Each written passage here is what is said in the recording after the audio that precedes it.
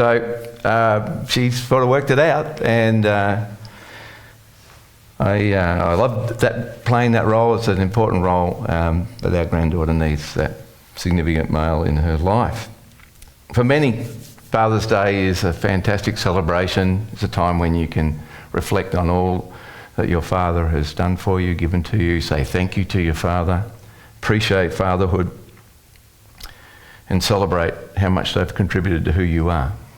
My father was a wonderful man. He died recently, and he had a wonderful life of giving to others, and he was a fantastic example to me and shaped me, and he was, I guess, the primary mentor in my life. And so I was very privileged to have a great dad. But for many, Father's Day is a difficult time.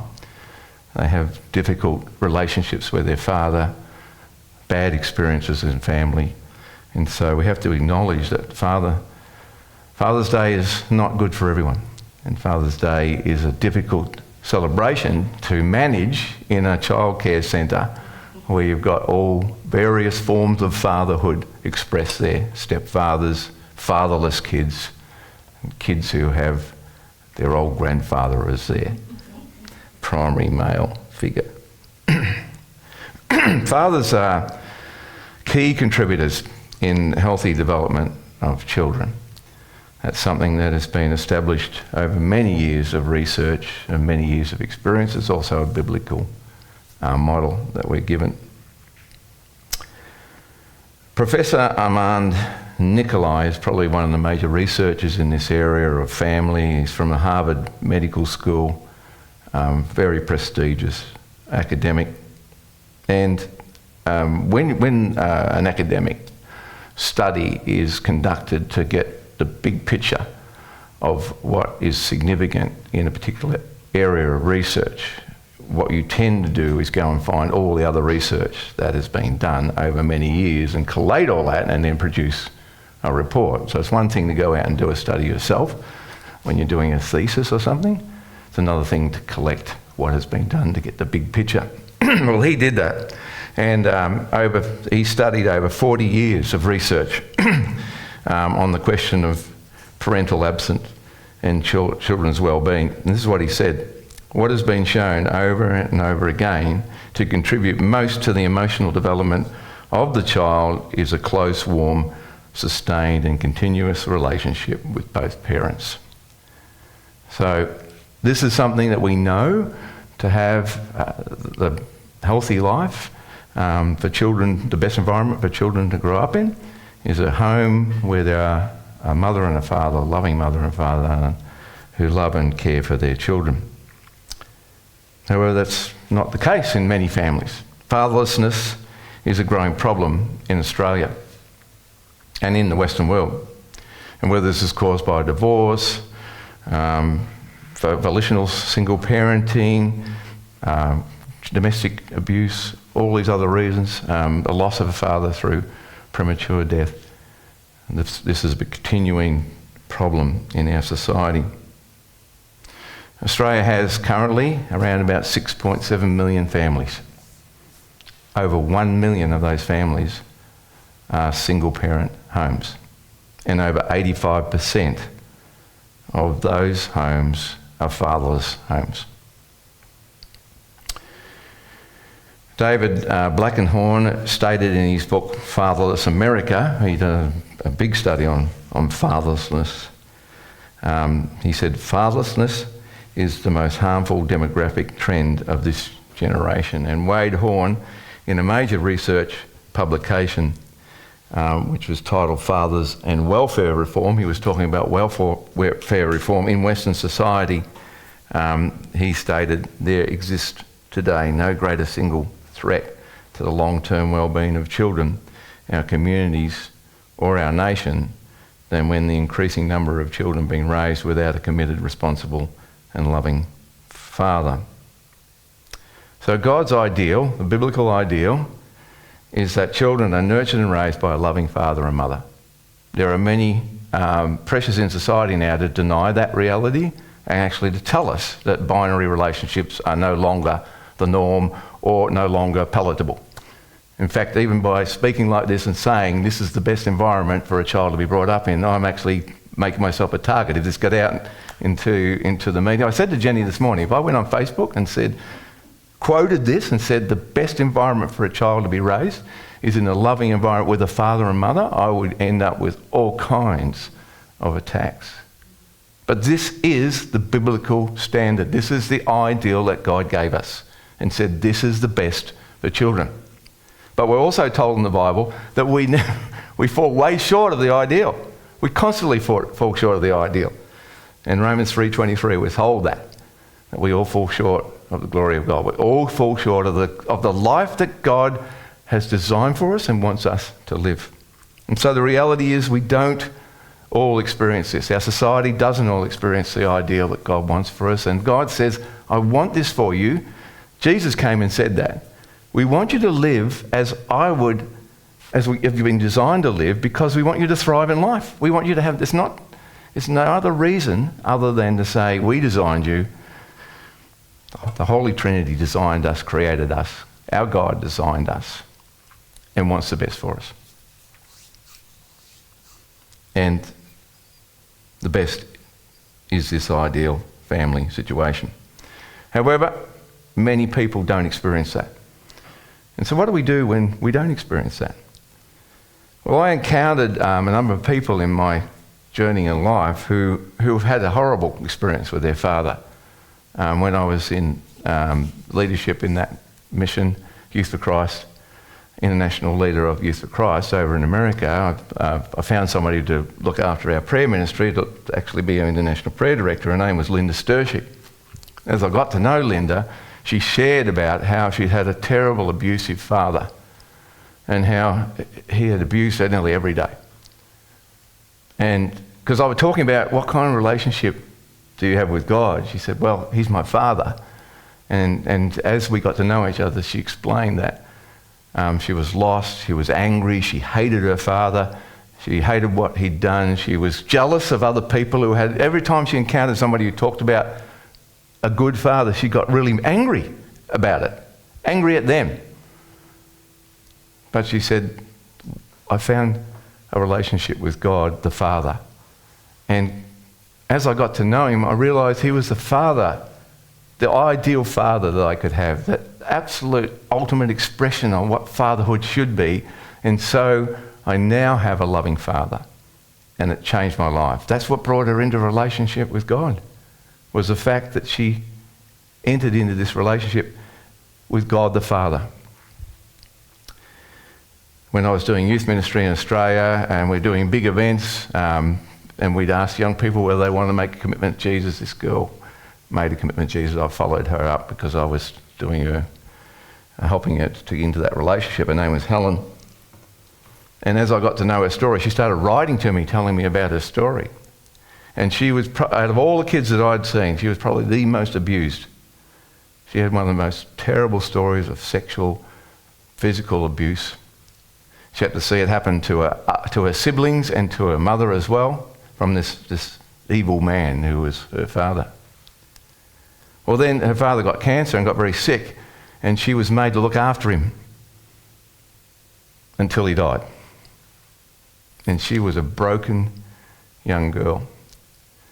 But so when I was talking to her about the relationship that she wanted to have with Jesus and God the Father and all that, she also encountered this person who she wanted her father to be. And it was a healing experience for her to have a contrast between what a true father could be like. And so God the Father can actually be our Father in the context of our relationships and can make up for the lack of a good father in this world. So what is an ideal father? What is the role of a father? What do we hope for and long for as fathers? And what is the model that we've got? Well, I think one of the best places to go is in the story of the prodigal son. And so that's what I'm going to read to you now, that story where Jesus talked about this young man in Luke chapter 15, verse 11 to 32. This is what he said. Jesus said, "There was a man who had 2 sons. The young one said to the father, 'Father, give me my share of the estate.' So the father divides his property between them. Not long after that, the younger son got together all he had and set off for a distant country. And there he squandered his wealth in wild living. Now, the term prodigal has now become a term that is used for wasteful living. When I'm doing my crossword puzzle every morning, it sometimes comes up. And the clue is wasteful living, you put prodigal.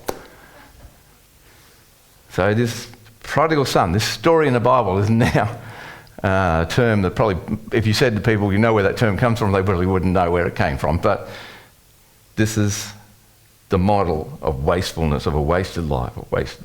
After he had spent everything, there was a severe famine in the whole country and he began to be in need. And so he went and hired himself out to a citizen of that country who sent him to his fields to feed pigs. He longed to fill his stomach with the pods that the pigs were eating, but no one gave him anything. When he came to his senses, he said, "How many of my father's hired servants have food to spare, and here I am starving to death? I will set out and go back to my father and say to him, 'Father, I have sinned against heaven and you.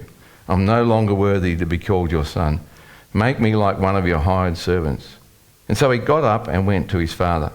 But while he was still a long way off, his father saw him and was filled with compassion for him. He ran to his son, threw his arms around him and kissed him.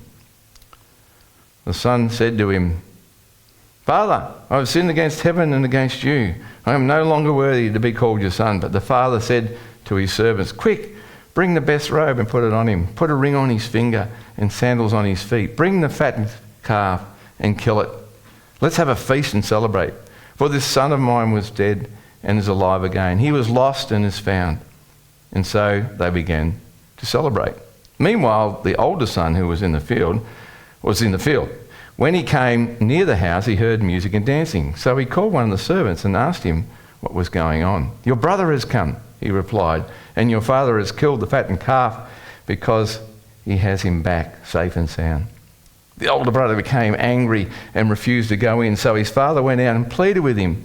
But he answered his father, 'Look, all these years I've been slaving for you and never disobeyed your orders. Yet you never gave me even a young goat so I could celebrate with my friends.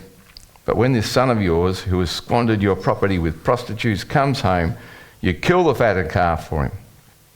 'My son,' the father said, 'you are always with me and everything I have is yours.' But we had to celebrate and be glad because this brother of yours was dead and is alive again. He was lost and is found." This parable is called the parable of the prodigal son, but I think it should be called the parable of the loving father. Because really, that's what this is about. It's a father who loves unconditionally. Let's see what this father did and how he interacted with his sons. First of all, he allows his sons to make their own choices. Father, what you're trying to do with your children is bring them up to a place where they can make good choices, hopefully, but you've got to let them make choices. Anybody who's a parent or going to be a parent, you want your best for the kids that you're going to be given as a gift. We're told children are a gift. You don't want them to make all the same mistakes you did. You don't want them to get hurt. And so you've got helicopter parents who protect them and try to make all their decisions for them, even when they're adults. Because, why? Because they don't want them to get hurt. They want them to do well. But this father understood that he had to let his children make their own choices, his sons make their own choices. Our God, our Father, lets us make our own choices. He says, I want you to love me. I want to be in a relationship with you. And I am your creator. And so I know how best to give you a life that is full and everything that is possible for you in life. But I don't want robots. I don't want people I can totally control. I want people to be able to make choices. And that's what this father did. Let his sons make their own choices. His father was also very generous with his resources. He modelled generosity. I think that's something we want our children to see in us. He gives them access to everything and trusts them to be good stewards of the resource that he has put at their disposal. I think we all try to do that. Here's some pocket money. here's something, here's a responsibility. And then we give them more and more responsibility. And our Father gives us resources to be invested in his kingdom pursuits if we make the right choices. At the point of complete lostness, when the younger son is drawn back to his home and his father's love, it was when he lost everything that he realised what the true value of life, the things that were of true value in his life. It was when he lost everything, he spent everything. His father let him make those mistakes, hoping, I'm sure, that he would realise that it's not about things or money or experiences, but it was about relationship, loving relationship. That's what life is really about. That's what gives us true value in life. And at the point when the son was completely lost, what did he do? He remembered his father's love that had been modelled to him all his life. And what does he experience when he returns? Grace, unmerited favour, unconditional love. I love you, son, no matter what you do, nothing's going to stop me from loving you. And he'd been told this, and he'd been expressed this, and he realised it, and he came back, and he was given grace that bypassed all his behaviours. And then the father had to also express love to his other son, who came in with his self-righteousness. I've done everything right. I get everything right. I didn't get any rewards for that. Anger, self-centeredness the anger and self-centeredness of his son, the father deals with by responding in love and modelling love and forgiveness, saying, son, your brother was lost and he's back. Really what matters is not what he wasted, it's the relationship we have with each other. And his son, who was the one who stayed with his father and managed the resources well, he said, well, you've got all those resources, you can do what you want with them, but in the end that doesn't matter. It's about relationships, loving relationships. Love is far more important than things. This is the model we've been given about fatherhood. And this is the model that we want to aspire to. So how do we love unconditionally in a world that is really struggling to even understand the whole concept of unconditional love? God wants the best for us. He wants us to experience family. He wants us to experience marriage as he intended it to be. A lifetime of growing together. A life of fulfillment, joy, security, and mutual benefit. God designed us with deep longings and needs that can only be met in a relationship with him. And when we have that relationship with him, we have the resources to actually live as he's asked us to live. The famous mathematician, physicist Blaise Pascal said, there is a God-shaped vacuum in every life. There's this void in every life that only God can fill. When we don't have God in our life, instead of finding fulfillment in relationship with him, we're constantly looking for others to meet our needs. And because nobody but God can truly meet all of our needs, and have the capacity to meet our needs, our relationships often are dissatisfying, or they fail and we fall. And so to have our needs met, because not all our needs are met, because we have this God-shaped vacuum in our life, when we get into relationships, it becomes negotiable, becomes transactional. So I'll give to you if you give what I need to me. And we're never satisfied because no other person in this world is capable of filling that God-shaped vacuum, of meeting all those needs. Transactional relationships are based on fear and not love. I've done a lot of marriages in my earlier pastoral life. I don't know how many, but when you're working with a lot of young people, I think I might have mentioned this before, they eventually get old enough to marry. And we reached a lot of young people when we were in our ministry in a local church context. About 200 young people came to faith, and then they all got married. And so I did about 70 weddings in a couple of years. And so I had a lot to do with these young couples. And they went into, and the biggest challenge for them is they went into their marriage with unrealistic expectations of each other. Oh, I'm going to have all my needs met. Everything's going to be wonderful. And you're going to do everything for me that I need. I'm going to feel so great. And I'm going to do all this for you, but you need to do this for me. Now, when that happens, we're going to start to let each other down, and I often saw that. And then the thing that you start to realise what each other needs, and then you start using that as a bargaining chip. Well, okay, let me talk to you about what happened in my day. Oh, no, I'm busy watching the TV or playing my game. I'll talk to you later. Okay, later comes up, and the wife says, you can sleep on the couch tonight. Transactional. You didn't meet my needs, so I'm not going to meet your needs, or for companionship, for love, for whatever, for intimacy. So often I had to continue to work with young couples because their relationship had become transactional. The model that God gives us is unconditional love. A model of unconditional love.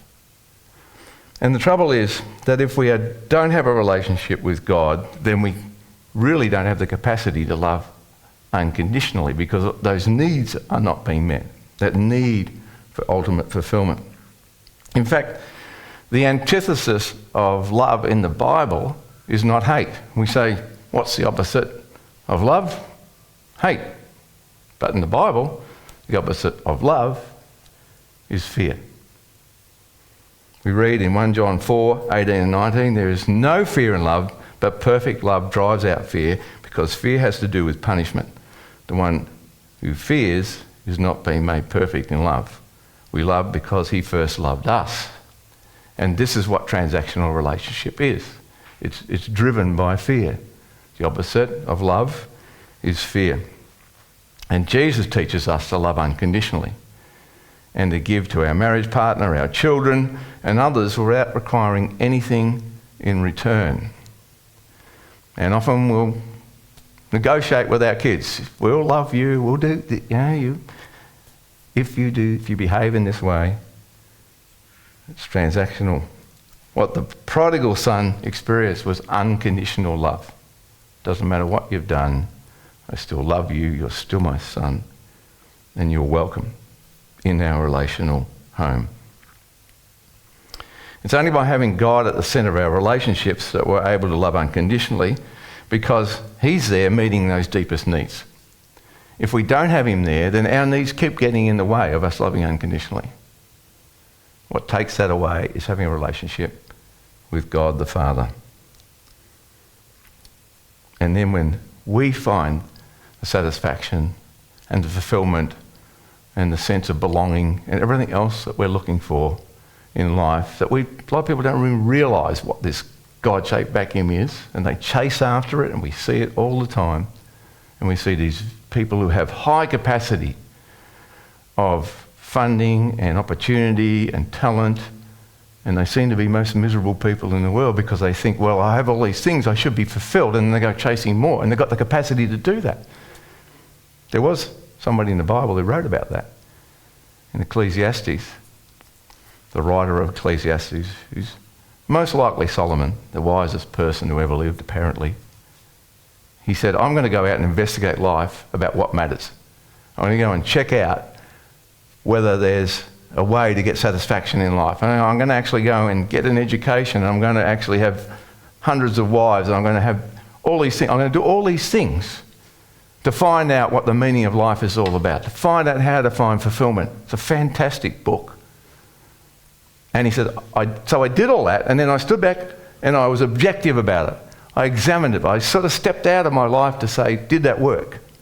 Did all the education work? Did this work? And he said, you know what? Right at the end of the book, you read a lot of it. He said, after he's gone and tried all that, and he tried all the relationships with all the girls, he had all these concubines, and he tried this, and he tried that, and he tried fame, and he tried power, and after every time he'd analysed it, he said, it's meaningless. There's no fulfillment in it. In the end, he said, remember God in the days of your youth. When you're young, enter into a relationship with God. There you'll find your meaning and purpose. Then you'll be free to love others. Fantastic book. Should read it sometime. I just want to finish with this story. Personal story. So I was in this leadership role, national leadership role in Youth for Christ. Our daughter was a difficult teenager, our oldest daughter Belinda. And she was in a relationship with a guy in our neighbourhood that we knew she was doing stuff that we didn't want her to do, it would be hurtful to her. Plus, we were Collingwood home supporters and he was North Melbourne. Tragedy. He was on the North Melbourne cheer squad. And he converted her. And he converted her and she became a North Melbourne supporter. But there was a lot of other stuff going on and she became a really, really difficult person to live with. She slammed doors, told us we had no idea about her life, we had no right to speak into her life. And so it was a big problem. Well, one day Jenny went up. Jenny was a director of a preschool centre and went up. She was still in bed, said, "You need to get out of bed and go to school." And she said, well, Jenny, when that happened, Jenny come down to me and said, "I've got to go, you go fix her." And of course, I was meant to be the expert in youth, and so she said, "You look after them while they're teenagers, and I'll look after them when they're little kids and when they become adults." So you go look after that. But she said to Belinda, "Get out of bed." And Belinda said, "Look, it's not that I don't want to get... It's not that I won't. It's not that I won't, it's that I can't. I feel terrible." And so Jenny had to go. So I go up, I talked to Belinda, she said, "I just feel terrible, I feel weak, I can't even get out of bed." So I had brought all these people from all over Australia for a meeting that day, for the next few days. Now, that's important. It's really important that I was there. And she knew that. And I said, "Well, you know what, Belinda? You need me more than those people need me." So I called up my office and I said to one of my staff, "You're going to have to run the meetings. You have to do all this. My daughter's sick. And I said, we're going to get to the bottom of this." And so I spent all day going to doctors and we got some tests and then we found out she had, in the end, after I didn't go any of those meetings, she had post-viral syndrome, chronic fatigue, and it really made it very difficult for her and she had it pretty bad. But her, by doing that, without really thinking it through, thank the Lord that he got through to me that this was an important moment, she changed. She turned around, she broke the relationship up with a guy, she became a different person. So she just needed to have unconditional love from her father. She needed to know that she was a priority. And I think one of the best things the father can do is, well, there's this old saying, if you want to do the best thing for your kids, love their mother. So you model that by your own relationship. But there's been this theory around for a long time that it doesn't matter how much time you spend with your kids, it's got to be quality time. So quality time. You've got to spend quality time with your kids. You've got to spend quality... Okay, well that's good. I can schedule in some quality time. Okay, Belinda, we're going to have some quality time. Right, we're going to go to the movies. Oh, I'm going out with my friends, you know. This whole quality time, I believe that quality equals quantity and it equals availability. The best ways we can show somebody that they matter and that they are a priority and that we love them, we say we love them, we need to love them more than the job, we need to love them more than our agenda, we need to actually love them unconditionally, and when they need us, we need to be there. I can't go to my daughter or my son and say, "Okay, I've got a busy week, I've got a busy year actually, and I know you're going to have a crisis because you're a teenager, you know, you're going to have these crises, and so I want to schedule your crises in. So actually in 2 weeks' time, I've got a block of time. Can you have a crisis then?" That's not going to work. So what is going to convey to them that they are loved when they become a priority and when they need you, you're there and that you give them quantity time? That's what God does for us. He's available to us 24 hours a day, 365 days of the year, except if it's a leap year, and for our whole life. And he's knocking on the door of our life saying, let me in. And there's so many people who've got this void and they're just not opening the door to have that void filled. And he can be the ultimate father and expression of love and care. And so that's who our Father is. Our Father God is. And he wants us to experience love of a true Father as he wants us to then exhibit to the people in our life that matter and should be a priority, and that's our kids. Let's pray. Father God, thank you